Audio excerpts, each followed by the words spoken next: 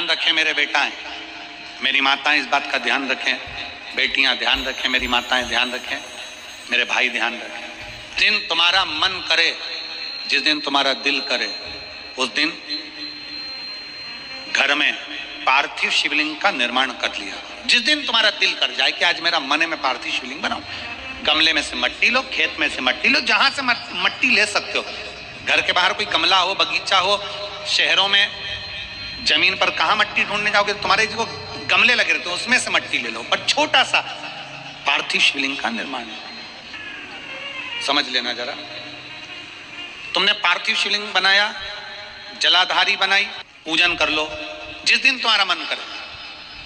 कोई तिथि, कोई वार, कोई दिन, कोई समय, कोई घड़ी, कोई पल कुछ मत देखो।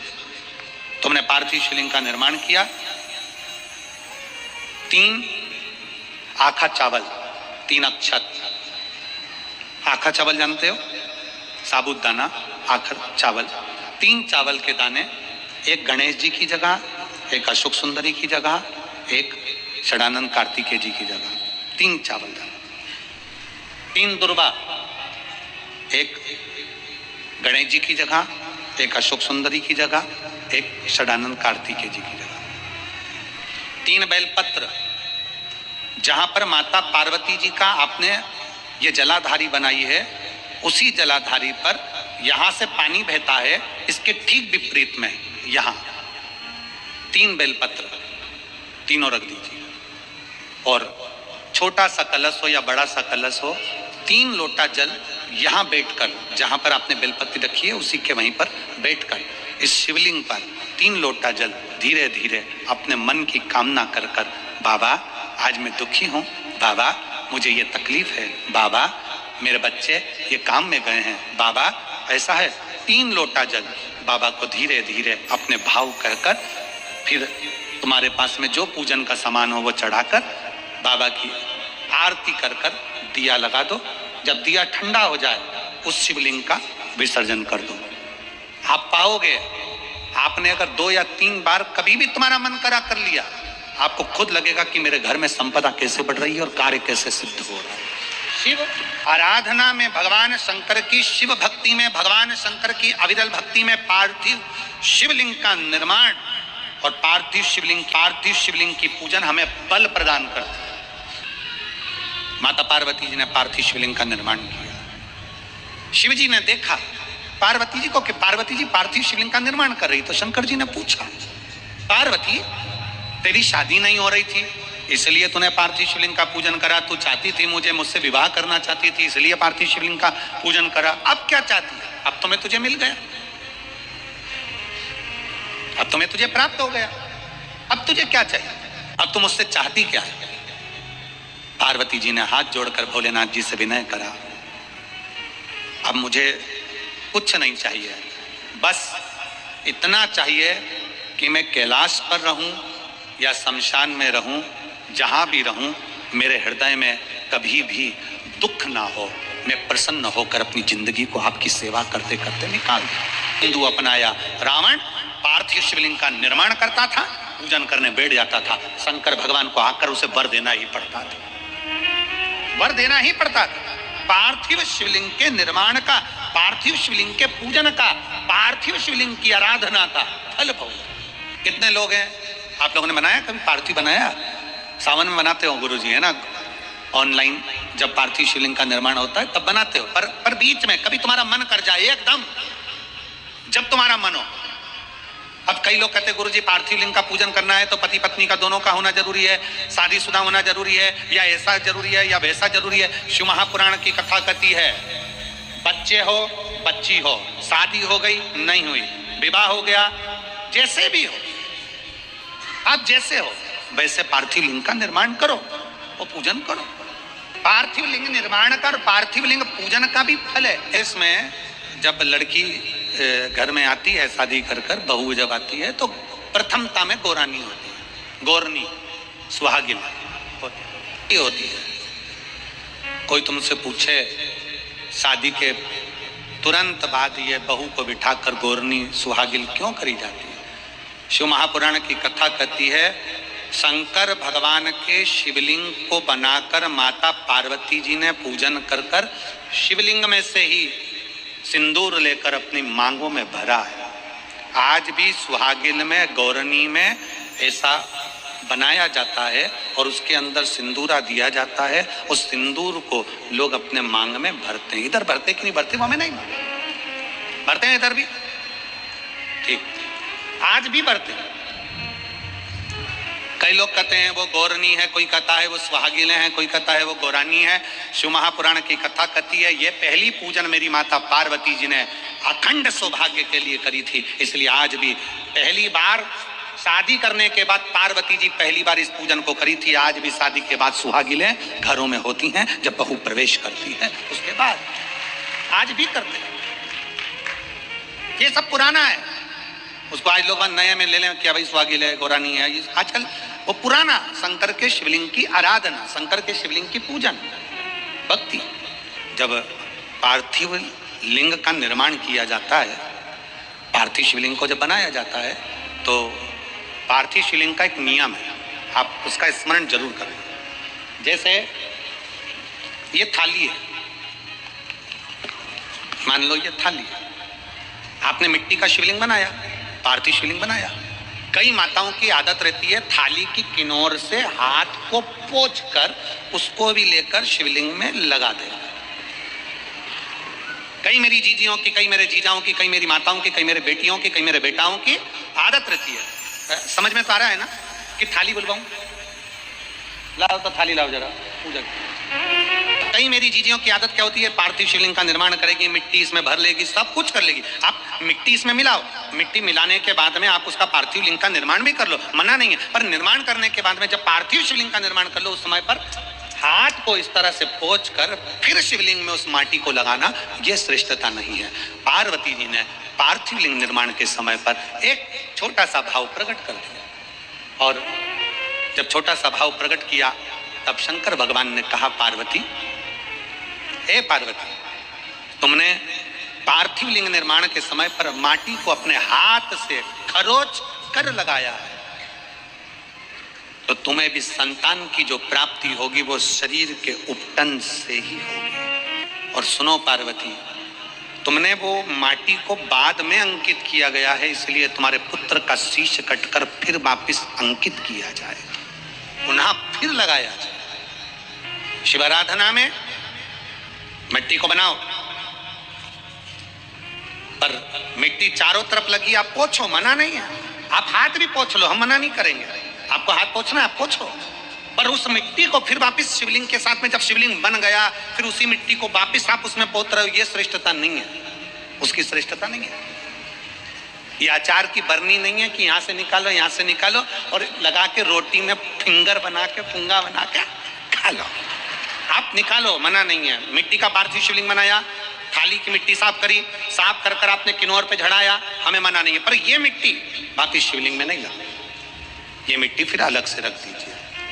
उस मिट्टी का भले फिर आप नंदी बना लो, उस मिट्टी का आप दूसरा कोई सखी बनाना है, नंदी बनाना है, कुछ बनाना हो, सांप बनाना हो, सब कुछ बनाओ, हमें मना नहीं। पर शिवलिंग की जो आकृति है उसमें फिर ये मिट्टी का प्रयोग नहीं हो। पार्थिव पार्थिव है।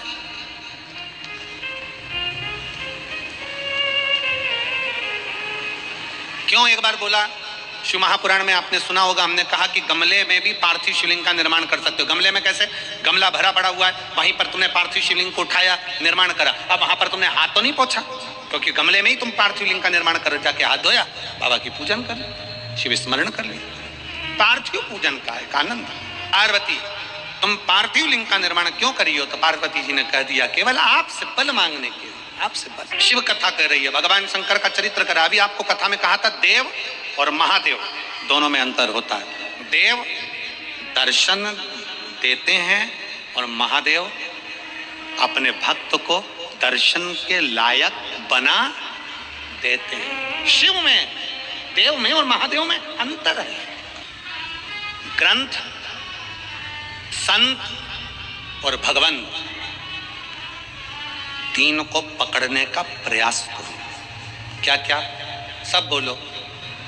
ग्रंथ, संत और भगवंत, आपके नजदीक में जितने शंकर के मंदिर हैं, जहां आप एक लोटा जल चढ़ाने जाती हो ना, एक लोटा जल चढ़ाने के लिए शंकर के मंदिर में जाती हो, तो घर से जब एक लोटा पानी भरो, घर से जब एक लोटा जल भरो और मंदिर के लिए जब निकलो ना, घर से निकलते समय रत्ती भर टेंशन लेकर मत जाना। घर से जब पानी भरो, खुश होकर जाना, मैं मेरे पिता से मिलने के लिए जा रही हूं, अपने दिल की बात अपने बाप को बताने की। मैं अपने पिता से मिलने जा रही हूं। भले मंदिर में जाकर कुछ मत कहो, शंकर जी को एक शब्द मत कहो। तुम जो लोटा भरकर पानी लेकर जा रही हो ना, वो लोटे का जल शंकर को चढ़ाते से ही शंकर जी समझ जाते हैं कि तेरे जीवन में दुख कितना है। सुदामा जी ने भगवान कृष्ण को चावल दिए थे। बोलो री जी हाँ, सही है कि गलत है? क्या दिया था? तंदूल। सुदामा जी ने ये कहा था कि मुझे बहुत दुख है। बोला था कि सुदामा जी ने कहा था कि मेरे बच्चों को खाने के लिए अन्न नहीं है। सुदामा जी ने कहा था कि मेरी पत्नी की साड़ी फटी हुई है। सुदामा जी ने कहा था कि मुझे दुख बहुत है, दर्द बहुत है, मेरा झोपड़ा टूटा है, मेरा मकान नहीं है। सुदामा जी ने ये कुछ भी नहीं बोला। सुदामा जी तो तंदूल लेकर गए थे, और तंदूल ले जाकर जो भगवान ने उस तंदूल को लिया, तंदूल को पाते से ही भगवान समझ गए थे कि इसके घर में दुख कितना है। तंदूल मुख में गया और भगवान कृष्ण समझ गए कि दुख कितना है, 3 लोक का राज्य दे दिया। सुदामा जी जैसे ही तंदूल दिए, भगवान ने सोच लिया कि तंदूल की दशा क्या है। उसी तरह जब जल शंकर जी पे चढ़ता है, तो शंकर जी को तुम कुछ कहो मत कहो, वो जल तुम्हारे घर की पूरी दशा बता देता है कि इससे तकलीफ कितनी है। क्यों? दुख की बात कहां पर करते हो, तकलीफ की बात कहां करते हो, कष्ट की बात कहां करते हो? सारा घर का मनन चिंतन कहां पर होता है? रसोई घर में। सारा मनन चिंतन कहां होगा? रसोई घर में। देवरानी जेठानी बात क्या करेगी? रसोई घर में। कोई दुख हो गया, तकलीफ आ गई, बात कहां होगी? रसोई घर में। अरे वो उन्होंने ऐसा कर दिया, वो काका जी की तबीयत खराब, काकी जी के ऐसा हो गया, वैसा हो गया। सारी घर की सारी चर्चा रसोई घर में होती है। और जो तुम पानी भरकर लेकर जाते हो, वो रसोई घर में से भरकर लेकर जाते हो, तो वो पानी के अंदर तुम्हारी वाणी की तरंगे उस जल के अंदर हो जाती है। जब जल महादेव को चढ़ता है, उसे सब ज्ञात हो जाता है कि इससे तकलीफ क्या है। मंदिर में जाते हो, आप किसी भी मंदिर में, राम जी के मंदिर में जाओ, हनुमान जी के मंदिर में जाओ, कृष्ण जी के मंदिर में जाओ, पंडित जी क्या देते हैं तुम्हारे हाथ में? जम के बोलो जल्दी से, क्या देते हैं? चरणामृत देते हैं। पंडित जी चरणामृत देते हैं, तुलसी का दल देते हैं। वो जल, वो चरणामृत का जल पंडित जी क्यों देते हैं? मंदिर का जल ऐसा क्या है कि मंदिर के जल से पीने से तुम्हारी अकाल मृत्यु टल जाती है? उस जल में ऐसा क्या है? उस जल में ऐसा क्या है? जल वही है, बस भगवान के सामने रखा जाता है, आरती होती, घंटी बजती, मंजीरे बजते, मंदिर में हर हर महादेव होता, जय श्री कृष्णा जय राम जी की होती, तो वो ध्वनि उस जल के अंदर चली जाती है। वो जल जब हमारे उदर में जाता है, तो हमारी अकाल मौत भी टल जाती है। वो जल की तरंग हमारे मौत को भी टाल देती है, मृत्यु को भी टाल देती है। महाराज, संसार सागर में जन्म लेना और संसार सागर में जन्म लेकर अगर भगवान की भक्ति हो जाए, एक लोटा जल महादेव को जब आप समर्पित करें, एक लोटा जल जब आप महादेव को चढ़ाने के लिए जाएं, कुछ मत कहो, ना कह सकते मत कहो। और शंकर के मंदिर में जब जल चढ़ाओगे, शिव तुम्हारे घर की दशा को जान लेंगे, वो समझ जाएगा। वो महादेव है, वो उघड़दानी है, वो त्रिकालदर्शी है। अपना मन बुद्धि चित्त शिव में लगा दो, दिल से कहोगे, दिल से सुनो। ब्रह्मा ब्रह्मलोक में, भगवान विष्णु वैकुंठ लोक में, पर मृत्यु लोक में तो एक ही है ना। कौन? देवाधिदेव महादेव। देवाधिदेव महादेव विराजमान अधिपति है, विश्वनाथ, विश्व का भरण पोषण करने वाला। सोमनाथ, चंद्र सी काया देने वाला। केदारनाथ, दुख का हरण करने वाला। त्र्यंबकनाथ, पाप से भी मुक्त कर देने वाला। महाकाल, काल पर भी विजय प्राप्त करने वाला। वो साधारण नहीं हो सकता, जीवन का सुख देने वाला, जीवन का सुख।